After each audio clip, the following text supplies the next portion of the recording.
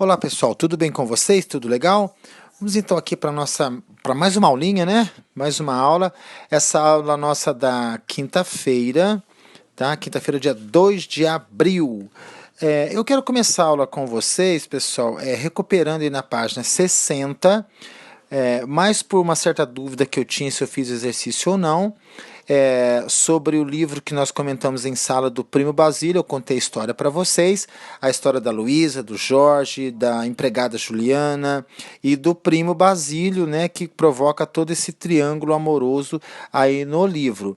Então nós temos 5 questões da Unifesp que tratam dessa obra do Eça de Queiroz. Então isso tem para vocês o gabarito, para eu não ficar devendo nada sobre esse assunto, porque hoje nós vamos em frente para tratar de um autor de extrema importância, um autor muito importante dentro da literatura brasileira e, por que não dizer, mundial também, considerado por muitos como o melhor escritor do Brasil, o melhor contador de histórias do Brasil, que é o Machado de Assis. O Machado de Assis, ele tem uma importância tão grande que, só para vocês saberem, ele é o segundo autor que mais caiu no Enem. Desde a sua primeira edição em 1998, o Machado de Assis só perde para o Carlos Drummond de Andrade. Então vocês verem a importância que o Machado de Assis tem dentro da literatura brasileira, e é por isso que nós temos que levar o Machado conosco até o vestibular e até mesmo depois do nosso vestibular. O Machado é um escritor realmente fascinante, tem um estilo todo próprio e é um homem muito precioso para os nossos exames vestibulares, ok? Eu estou com vocês agora na página 62 para fazermos as aulas 4 e 5 referentes a ele, ao Machado de Assis. Eu vou começar essa aula falando com vocês a respeito da vida do Machado de Assis e alguns, digamos assim, probleminhas que o Machado de Assis tinha na sua vida e que talvez, né, eu acho que com certeza, refletiram em sua obra. O Machado de Assis, para começo de conversa, ele era mulato. Ele era um mulato. Sendo mulato, ele não era considerado um branco. Portanto, a gente já imagina que ele sofria, claro, ele sofria preconceito racial dentro da sociedade que ele vivia. Lembrando que Machado, ele pertence ao realismo, estamos falando do século XIX virando para o século XX. Então, nessa época, o preconceito contra o Machado foi muito forte, tá? Dentro do realismo, que é a escola que ele pertence, à escola que nós estamos estudando. E só reforçando, é o grande nome do realismo brasileiro, tá? O Machado de Assis. Muito bem, então ele sofria preconceito, já sabemos disso. Segundo, ele tinha dores no estômago muito forte, né, que muitos dizem que se tratava de uma gastrite crônica, de uma úlcera, enfim, eram dores muito fortes, que somente um copo de água bem frio acalmavam o Machado. Vai somando as características dele e da vida dele. Ele era funcionário público. Era um funcionário público. Não que seja uma coisa ruim, mas não era o emprego dos sonhos, né, dentro da sociedade em que ele vivia. O Machado de Assis, ele era gago, ele tinha uma gagueira, uma leve gagueira. Então já imagina, vai juntando as coisas, vai somando. E ele também tinha ataques epiléticos.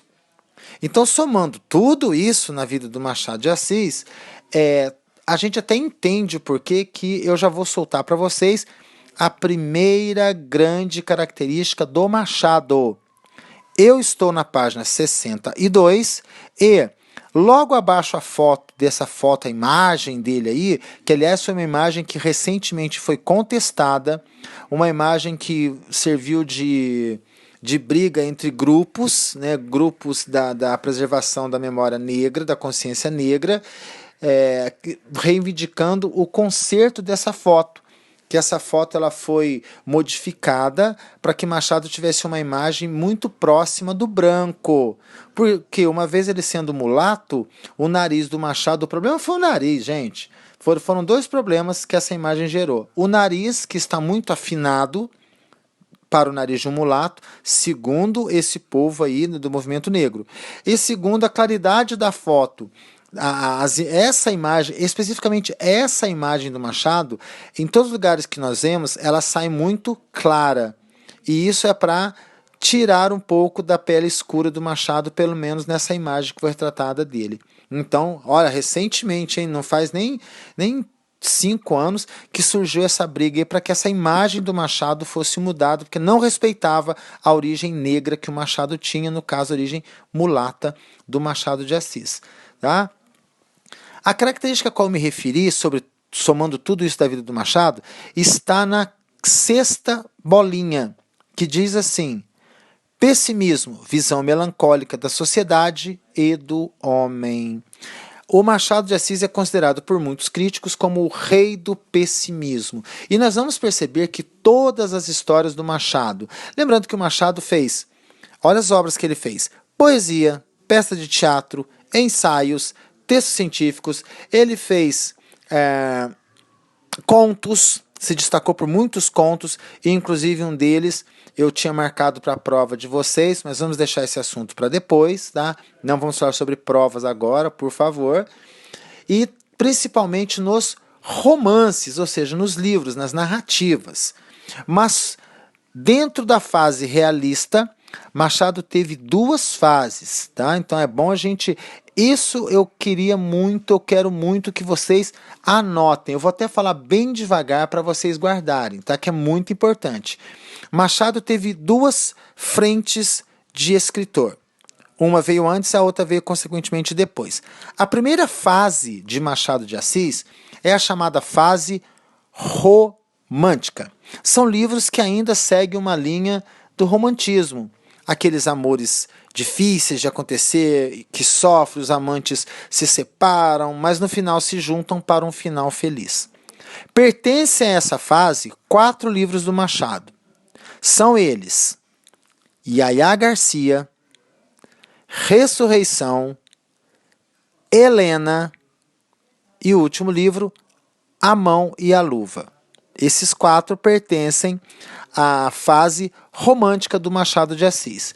Claro que foi uma fase importante, de vez em quando aparecem alguns vestibulares, mas a fase mais importante do Machado foi quando ele abraçou o realismo e fez obras realistas, 5 narrativas, 5 romances, 5 livros que são destaque muito forte na literatura brasileira. Então são 5 livros que o Machado de Assis fez dentro do realismo. São eles: Dom Casmurro, Memórias Póstumas de Brás Cubas, Quincas Borba, Esaú e Jacó, e o último livro dessa fase, Memorial de Aires. Lembrando que são livros, romances, narrativas.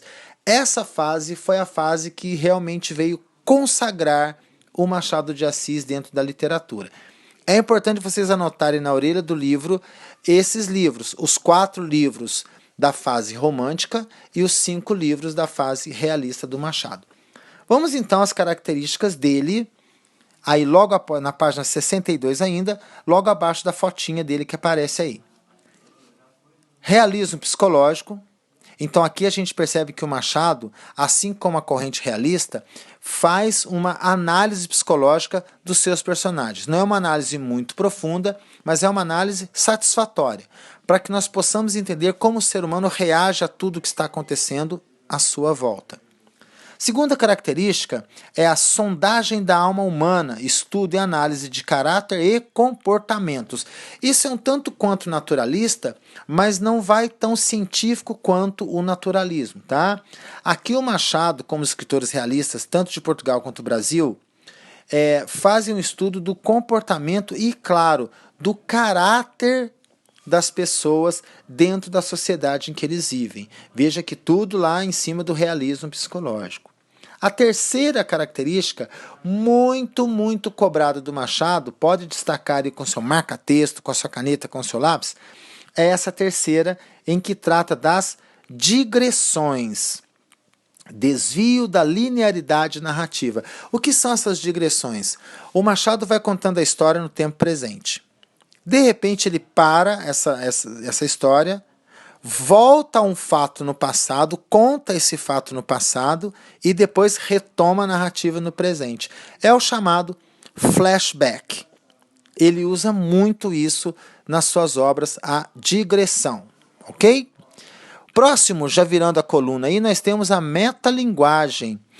Fácil se a gente souber a definição de metalinguagem.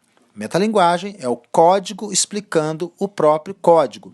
Por exemplo, você tem um dicionário de português. Você não sabe qual é o que significa a palavra calopsita, por exemplo. É uma palavra em português. Então você vai no dicionário procurar uma palavra em português e a explicação vai ser em português.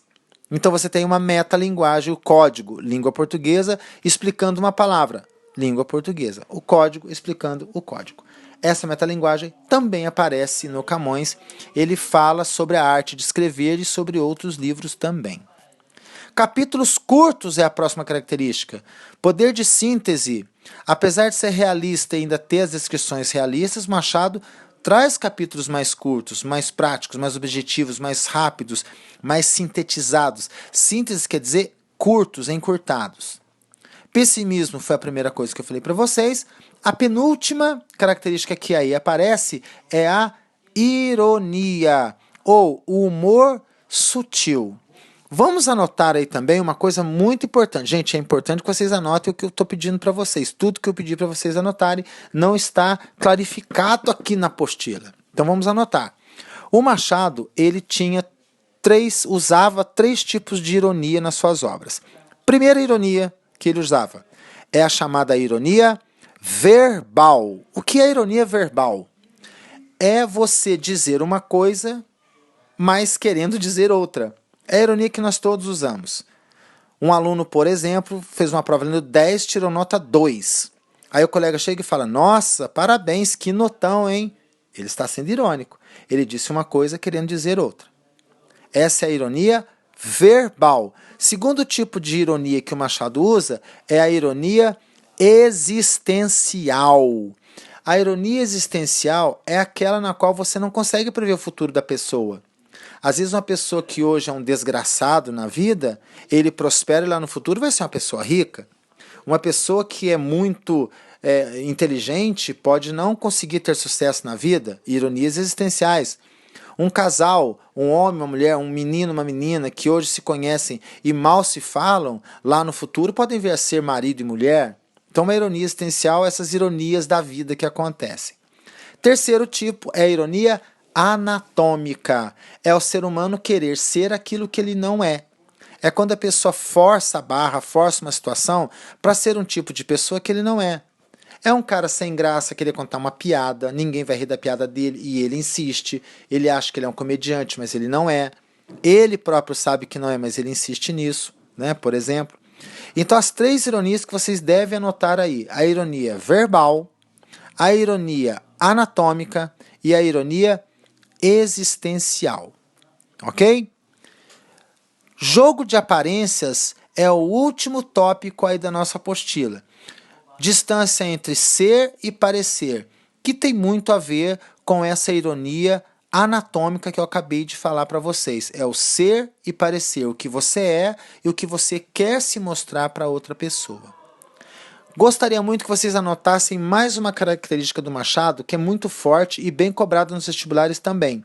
Então vamos acrescentar aí mais uma bolinha que diz que é o seguinte: Machado de Assis usa muito o narrador provocativo. Por favor, escrevam narrador provocativo. O que é esse narrador provocativo? É quando Machado vai escrevendo e ele conversa com o leitor. Ele chama o leitor para entrar em sua obra, para participar, como se estivesse batendo um papo. Nem escrevendo uma história é. Ele está batendo um papo com o leitor. Ele usa muito isso nas suas obras, em especial na obra Memórias Póstumas de Brás Cubas. Ele usa demais essa característica. Não podemos deixar de ter aí essa característica, o narrador provocativo. O livro cita das 5 obras realistas que eu falei para vocês. Vamos lembrá-las quais são: Dom Casmurro, Memórias Póstumas de Brás Cubas, Quincas Borba, Esaú e Jacó, Memorial de Aires. Dessas 5 obras, o livro traz 2 em destaque: Memórias Póstumas de Brás Cubas e Dom Casmurro. Memórias Póstumas de Brás Cubas foi o livro que inaugurou essa escola. O realismo, ele se iniciou com a publicação deste livro, Memórias Póstumas de Brás Cubas, que conta a história de um defunto autor. O Brás Cubas é um defunto autor, ou seja, ele morre primeiro e escreve um livro depois. Por isso que ele é um defunto autor. E neste livro, todo cheio de negativas, ele relembra toda a sua vida, mas não de uma maneira linear. Esse livro é muito alinear, ou seja, não obedece uma linha certa de tempo.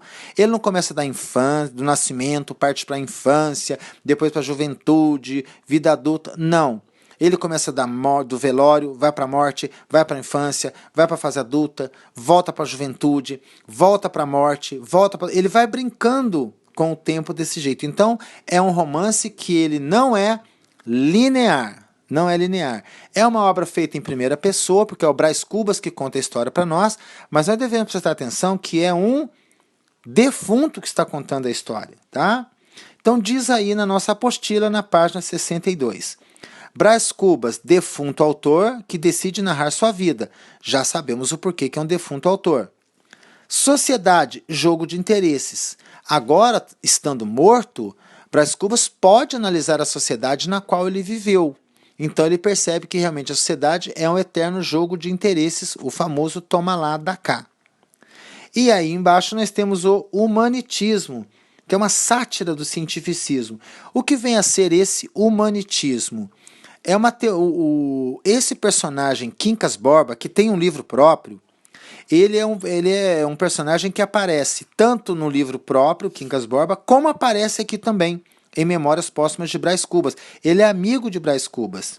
E ele cria uma teoria chamada humanitismo. Isso é invenção do livro, não existe essa corrente, tá?